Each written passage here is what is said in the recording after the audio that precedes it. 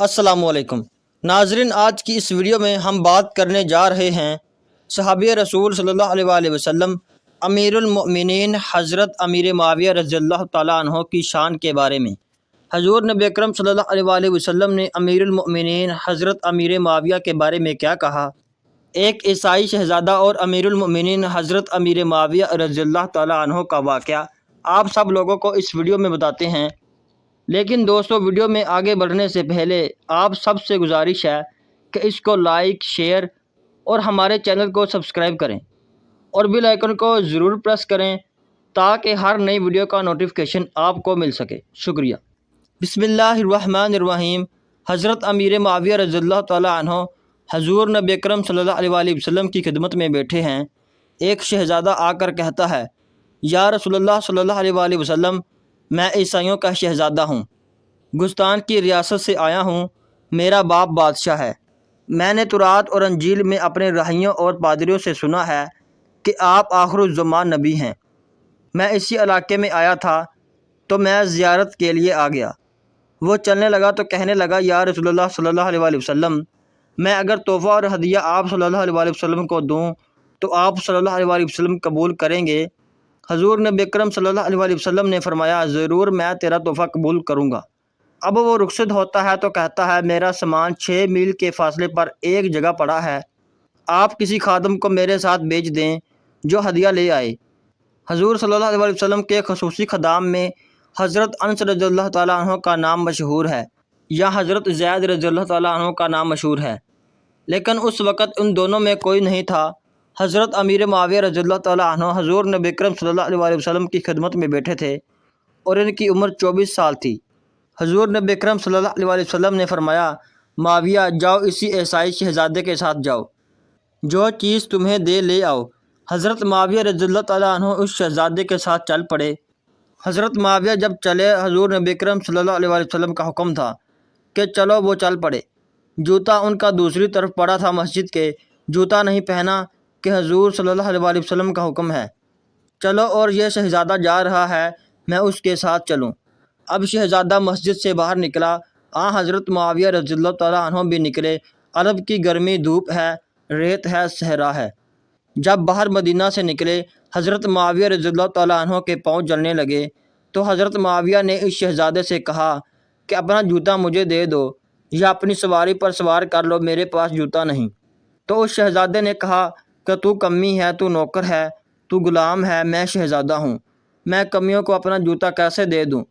تو کمی ہے اور نوکر ہے۔ حضرت معاویہ تو مکہ کے سردار ابو سفیان رضی اللہ تعالیٰ عنہ کے لڑکے تھے، لیکن آج تو حکم پیغمبر صلی اللہ علیہ وآلہ وسلم کا تھا۔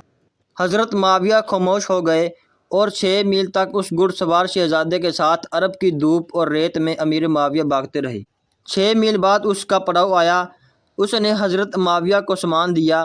حضرت معاویہ سامان لے کر واپس آئے۔ حضور نبی اکرم صلی اللہ علیہ وآلہ وسلم نے پوچھا، معاویہ تم کیسے گئے اور کیسے آئے؟ حضرت معاویہ نے سارا واقعہ بیان کیا۔ حضور نبی اکرم صلی اللہ علیہ وآلہ وسلم بڑے خوش ہوئے کہ بغیر جوتے کے دھوپ میں گیا۔ تجھے اس نے کمی کہا تو تم واپس کیوں نہیں آئے؟ حضرت معاویہ رضی اللہ تعالیٰ عنہ نے فرمایا، یا رسول اللہ صلی اللہ علیہ وآلہ وسلم، حکم آپ کا تھا، میرے تو پاؤں جلتے ہیں، میرا جسم بھی جل جاتا تو معاویہ واپس نہیں آتا۔ حضور نبی اکرم صلی اللہ علیہ وآلہ وسلم نے اس کے جواب میں فرمایا تھا کہ میری امت کا سب سے بڑے حوصلے والا معاویہ بن ابی سفیان ہے۔ اس واقعہ کے وقت حضرت معاویہ رضی اللہ تعالیٰ عنہ کی عمر 24 سال تھی۔